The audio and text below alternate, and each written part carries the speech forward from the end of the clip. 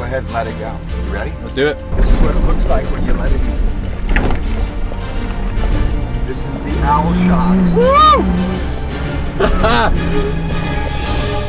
Woo! Why is doing stupid stuff in a vehicle so fun? Hey everybody, John with Owl, and we have got a fun one today. Anytime we're in Moab and we're gonna go wheel, it's gonna be a good day. But today, we are gonna be testing suspension. Now, everybody likes to claim that their suspension is the best, but what is the best? Well, first, suspension has to be tuned to the environment you're using it in. So today we're gonna talk about using it on road and using it on dirt, and instead of just me driving around and giving commentary, we're gonna use multi-time Baja 1000 winner, King of the Hammers winner, Dan Fresh, who's getting ready right now to go out and test all these suspensions. So here's what we're gonna do. So we're gonna start out with the Eibachs, we're gonna test those, we're gonna pull them off, we're gonna go to the Kings. Once we test the Kings, we're gonna pull those off, and then the super secret weapon. Now I can tell you about this, but it's not out yet. So if you tell anyone, I have to kill you. This is the Owl long travel suspension. Now it's made for the 2 or 4 inch lift. We have 4-inch lift springs from Eibach. It's absolutely stunningly beautiful. You see a remote reservoir there. It's gonna allow you to get a lot more fluid, and you've got just massive components all around in this thing, and we have tuned the daylights out of it. So I'm a little biased, but after all the work we put into this, I think it's gonna perform well. But I also wanna be unbiased in the fact that not everyone is gonna want just Owl's suspension. It's certainly focused at the off-road.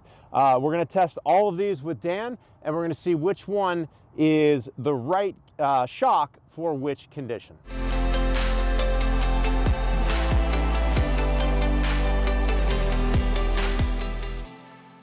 We are testing out the new Eibach shock on the Grenadier today.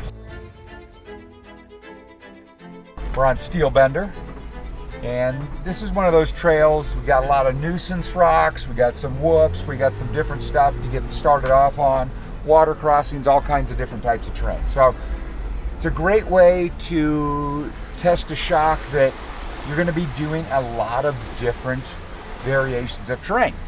So versus just strictly rock crawling or banging through whoops all day long, this has a lot of everything. So we're gonna get out here and see how they work today. So far it feels really good.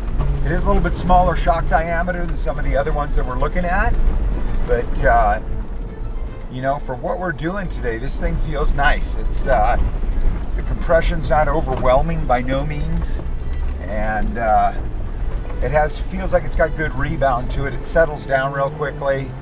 Also, it feels like it's got good traction to the ground, so I like that a lot. All right, I just jumped in. I was in our other Grenadier, and I just hopped in with Dan, who had a chance to run this down the trail with the new Eibach shocks and springs.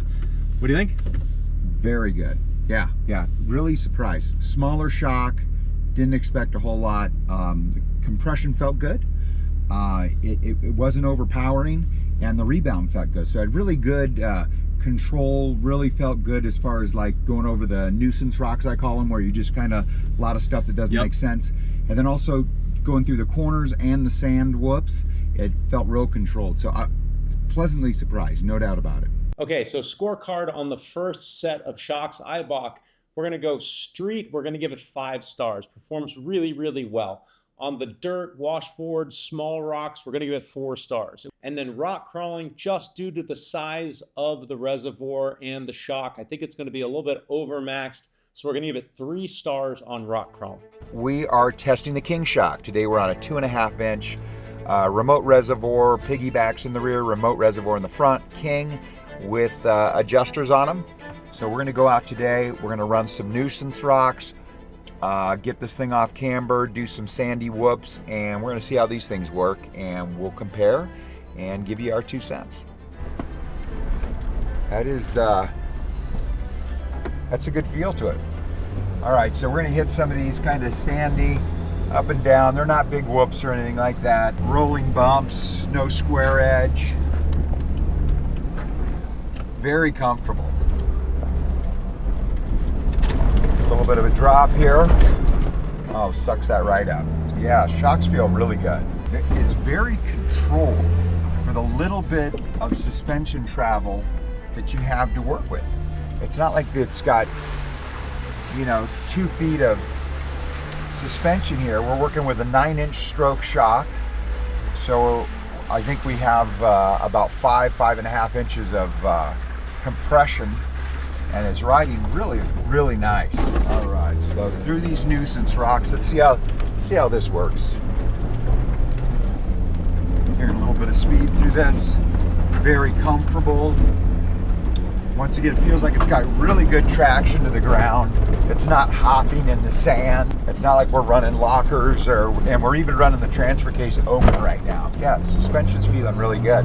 All right, so far on this trail, we've been running the compression adjusters. They're 15 clicks out, which is right about in the middle of the stroke of the compression adjuster. So what we're gonna do is we're gonna try opening those up a little bit more and see if we can get the suspension moving a little more freely, a little bit softer. You can definitely feel a difference. There's no question about it. It is a lot softer over these nuisance rocks. I feel like it could use just a little bit more rebound in the shock, but it is super comfortable. So when it comes to the King suspension, I really liked it. I've been using it in Moab for a few days. You've been running it on this trail. Not as much time with it as me, but a lot more experience. My take on it, I really liked it in the slow stuff. It gripped really well on the obstacles. On the trail running, like on the small, as you call them, nuisance rocks and the sand and so on, I did like the Eibach for kind of more of the overlanding feel. When it came to the big obstacles, the big rocks, I felt the ability to really soften them up, and they had really good traction on the rocks going slowly. So I think for that setup, if you're gonna do a lot of rock crawling, I think it's a really good setup. No, I couldn't agree with you more. We're feeling the exact same thing, and I think that's kind of where both of our backgrounds come from, bikes and things like that, how you get that technical feel, you get the seat of the pants feel, and I do believe that. I think that these things seem like they get really good traction. They definitely crawl over the rocks better. It's very soft and supple over things, so yeah, I think it's a more comfortable ride for really hardcore off-road, but I felt like the Eibach, they did work really well. I thought they had a little bit more rebound in them. Yeah, I think you can't go wrong with either setup. I think it just comes down to what do you want to use your Grenadier for primarily. If you live near Moab and you're coming out here and you're wheeling with your buddies and so on, the Kings might be the perfect setup. I agree. The other option is if you're running trails but you're also commuting to work or spending a lot of time on pavement, a lot of time on fire roads, I think the Eibach is probably my preferred setup. And now the scorecard for the Kings. We really expected the King to blow us away a lot more than it did. It was a great shock, but on the street, we're going to give it a 3. It's adjustable, but that rebound is still holding it back, and that's also true on the dirt. That rebound's a little bit quick, still very capable, but not necessarily as compliant as the Eibach. And then when it gets to rock crawling, this is where the King really comes into its own. If you want to tackle some of the toughest obstacles in Moab, the Kings did a fantastic job, so it's going to get 4 stars for rock crawling. Once again, we are out on the same trail. We're going to run the Owl Series shocks. So we've been developing our own shock over the last few months. What we've tried to do with our series shocks that we're doing is we're really trying to build something that's going to be unique to off-road. I'm not saying they won't work great on-road, and they truly do. We've spent hundreds of miles on road already, and we want to make sure that it's got a lot of wheel travel, so it'll articulate good through the holes, so on and so forth. So these shocks actually are running a longer stroke than the other shocks that we've been running.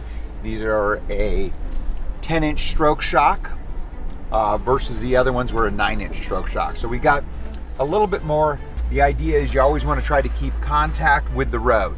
If we can stop a tire from getting in the air and keep them all on the ground, it has a much more stable feel, obviously.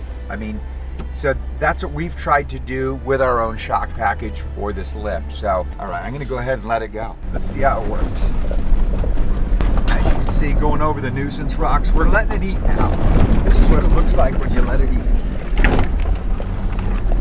This is the Owl shocks. Woo!